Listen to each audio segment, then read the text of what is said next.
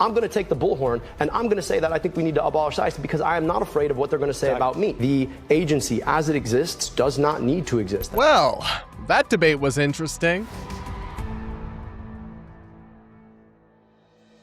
Hey guys, welcome back to the channel, your home for nonpartisan and independent commentary and analysis on politics, media, internet culture, and more. We're checking in with the Michigan Senate race, which is one of the big ones to watch because it could go either way, but really the primary is going to be the most interesting part, at least to me, because you have a direct contrast between what's like an establishment Democrat in Haley Stevens, a former congresswoman, who is running for Senate, and Abdul El-Sayed, a doctor and activist and former politician who is running for Senate as the progressive. Now, he doesn't technically call himself DSA, Democratic Socialists of America, but he's their candidate. He's their guy. They support him.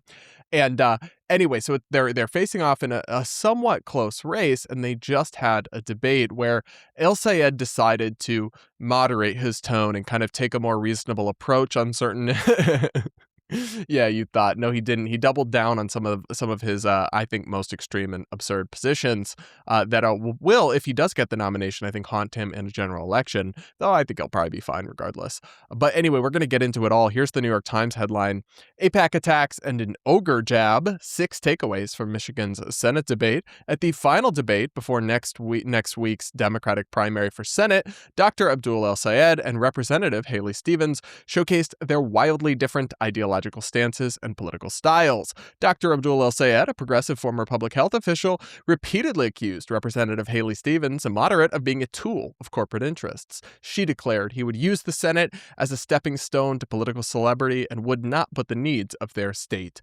first. And listen, I think it's an interesting race. I can't say I'm on the same page with either of them much, but I personally would probably, if I was a Democratic voter, be voting for Stevens, given that anybody who is at all associated with this like hard left DSA, and I know he doesn't technically claim to be one, but they all support him and his positions are very in line with most of their beliefs. To me, that is just radioactive. That's just totally untrustworthy and unserious. Anyway, I want to play a clip where he doubles down on one of his most controversial opinions, which is abolishing, not reforming or reining in, ICE, Immigration and Customs Enforcement, which he said it with his chest. Let's watch. Oh, I'm just saying that I do the thing that I say I'm going to do. I don't think ICE needs to exist. For the better part of our country's history, we did not have an ICE, and I think we can do a much better job when it comes to immigration without one. And here's the last thing I just want to say about this. When it comes to the question of immigration, we need Democrats who are going to stand up and actually talk about the great good that immigration has done for our country in the first place. The idea that somehow we can't say abolish ICE because we're so afraid of what they're going to say when we've seen ICE terrorize people in our streets, to me, is exactly the kind of cowardice that we don't need from Democrats. So yeah, I'm going to take the bullhorn and I'm going to say that I think we need to abolish ICE because I am not afraid of what they're going to say about me. Well, there you go. Points for saying it with your chest, I guess, but this is still an unhinged and terrible, terrible political take. But even on the merits, it's silly. We actually do need ICE. We need immigration enforcement at the federal level to deport dangerous people, rapists, pedophiles, murderers who are in the country illegally should actually be apprehended. And that's to say nothing of customs, which obviously has a legitimate purpose at the border and at different ports of entry around our country, and safety screenings and agriculture and all sorts of stuff. And so to just be flippantly calling to abolish an entire agency, despite a lot of important public safety work that it does do, even if you think it's gone overboard, even if you think it has, really gone to heck in a handbasket under the Trump administration, which I do, calling to abolish it is still insane. And his point about, well, we didn't have it until like 20 years ago in our nation's history, it was just a different, literally they just restructured agencies. And what the previous agency was then broken up into Border Patrol, ICE, and it was just a restructuring. There was a federal law enforcement agency doing this exact work, and you're running around saying abolish it. Citing the past like that doesn't really change how that's going to be perceived. It's going to be perceived the same way that abolish the police was perceived, as a crazy position that people think is insane. Now, you can find some polling that shows abolish ICE as having some sort of favorability among the public, but I don't think, particularly in the context of Michigan or with independents or swing voters, I really do think that is a fringe and cancerous political sentiment to kind of double down on. And then he's trying to do the thing that some of the Democrats do, where they want like the best of both worlds. Abolish ICE. I'm with the left. We're gonna tear it down. They're the new Gestapo. Rip it up. Abolish ICE. But also, we're gonna have a new federal agency doing it. So then it's like, there's no point then. What do you mean? That's effectively just renaming it and moving it around in your organization chart. So anyway, here's his follow-up attempting to explain this a little bit more precisely, I guess. Let's watch. Follow up, though, with both of you. Isn't saying abolish ICE like saying defund the police? Is that just busting the whole thing open? Or do you believe that in order to have enforcement, you need to have an agency that knows how to do it?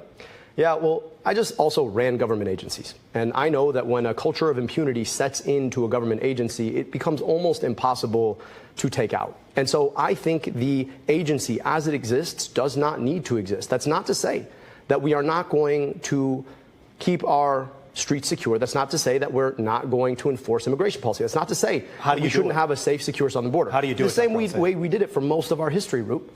For most of our history, we didn't have ICE. We had INS. And they were targeted.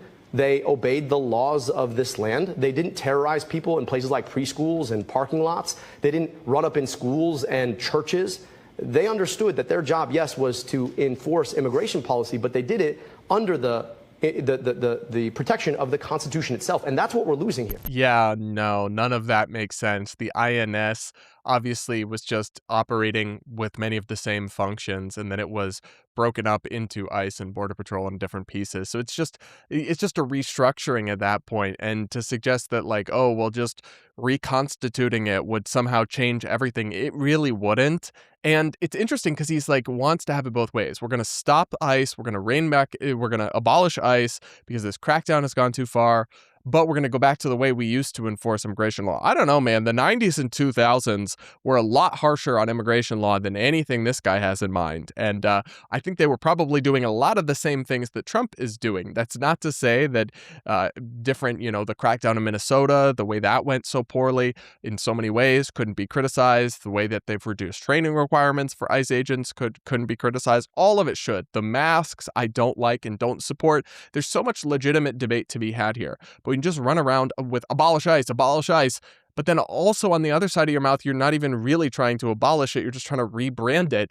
It's like the worst combination of ridiculous on its merits and like incoherent in that a lot of people are going to mistakenly interpret you because it's kind of what you're saying as I don't want federal law immigration enforcement law agency, right? Like I don't want a federal law enforcement agency enforcing immigration law because that's how that's interpreted when you say abolish ICE, but then you kind of quietly put an asterisk behind it and be like, well, actually, we're just going to rebrand. So are you just trying to lie to both people? Like, what are you actually going to do? You're trying to assuage the leftists who want no immigration enforcement. Let's be honest, the DSA people, that crowd just doesn't want to deport anyone, including the murderers and criminals, and would have just open borders and an unsecure border. That's all in their platform, essentially, in the DSA, and that's ideologically what a lot of those far left types believe. But then you have more like maybe normie Democrat, run-of-the-mill Kamala voters who do want a secure border, and they don't want mass deportations and a huge crackdown, but they still think there needs to be ICE to come get some bad guys, right?